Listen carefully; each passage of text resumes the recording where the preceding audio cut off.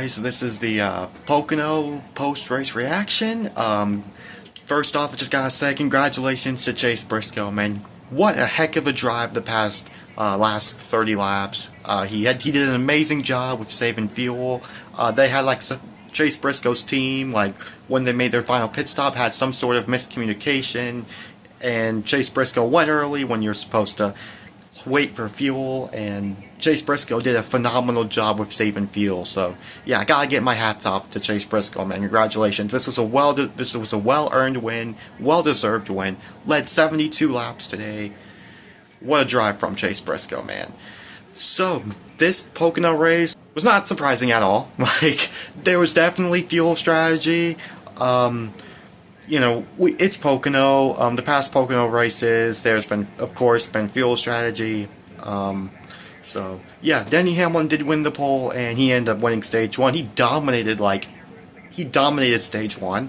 The only thing that happened in stage one was when Carson Hocevar nearly lost it off of the final corner. Man, what a great save from him. So yeah, stage one was dominated by Denny Hamlin, and stage two was where the strategy and everything started to take place.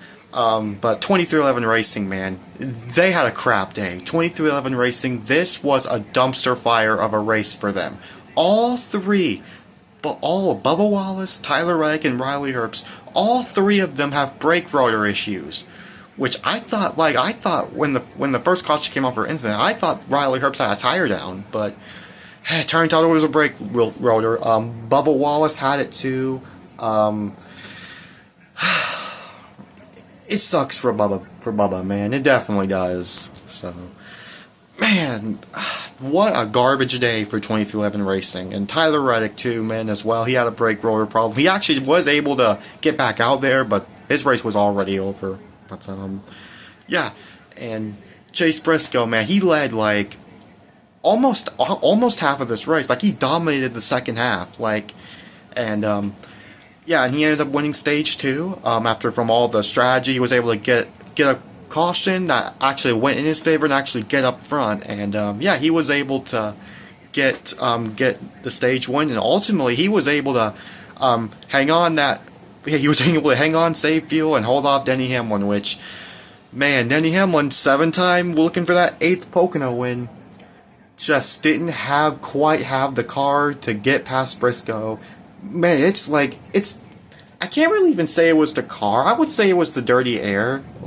You saw at the very start of the race, Chris Buescher, in my opinion, he had one of the, if not the fastest car today, and he just couldn't get around Denny Hamlin in the first stage. So it has to do something. It definitely has something to do with the dirty air. But well, dirty air was a definite factor. But man, the Pocono, I mean, Pocono has put on some pretty decent shows, and the fans showed out today. It was a sold-out crowd, even though Mother Nature wasn't the best today. The race was delayed for over 2 hours, so yeah, Mother Nature didn't really have the best cooperation, but at least we got the race done today. One driver I do gotta talk about, Brad Keselowski, man. He definitely had the car to win, and things just went wrong for him. Well, he made a costly mistake by going on pit road when it was closed, and then he tried to gamble for a strategy, and ultimately that caution by SVG spinning out ultimately ruined and didn't work out. So yeah, and ultimately after that last caution, Chase Briscoe was able to hold on for over 30 laps to save fuel, and he got the job done. So once again, I gotta give a shout out to Chase Briscoe once again, man. He drove one heck of a race today, man. Drove one heck of a race. So yeah, now I'm gonna go ahead and tell you guys the noticeable finishers. Alright everyone, so I'm looking at the leaderboard. So yeah, Chase Briscoe, like I said, he won the race. Again, congratulations once again. Denny Hamlin, 7-time Pocono winner. Dang, man, Denny Hamlin as well drove one heck of a race, and just didn't have the car to get around Briscoe. So yeah, Blaney ends up finishing third. He was last year's Pocono winner. Chris Buescher, like I said, in my opinion, he was like the fastest car today. He just didn't really get the track position when, there was a bunch of strategies going on. He ends up finishing fourth. Chase Elliott, another top 5 finish. John Henry Nemechek with a 6th place run today. Started inside the top 5, ends up in the top 10. What a consistent race for Briscoe. Kyle Larson ends up finishing 7th. He was quiet today. Priest, another top 10. Brad Keselowski ends up finishing 9th after that strategy gone wrong. Cindric 10th. So those are your top 10 finishers. Josh Berry, he ends up finishing 12th. He was up front battling for the lead early in stage 2, towards the end of stage 2 with Briscoe. Eric Jones 13th. Suarez ends up finishing 13th. He was one of the first drivers to actually pit at the start, towards the end of stage 1. Christopher Bell, he was involved in that wreck with Kyle Busch, Ty Dillon, back off of the tunnel turn. It looked like Kyle Busch. He looked like he just got loose. He was racing with Logano 3 wide, and he just lost it off the exit of the tunnel turn. And speaking of Kyle Busch, he ends up finishing 20th. Hocevar 18th. Cole Custer actually had a pretty good car today, and he just ends up finishing 22nd. William Byron, he got stuck back in traffic later in the race. He ends up finishing 27th.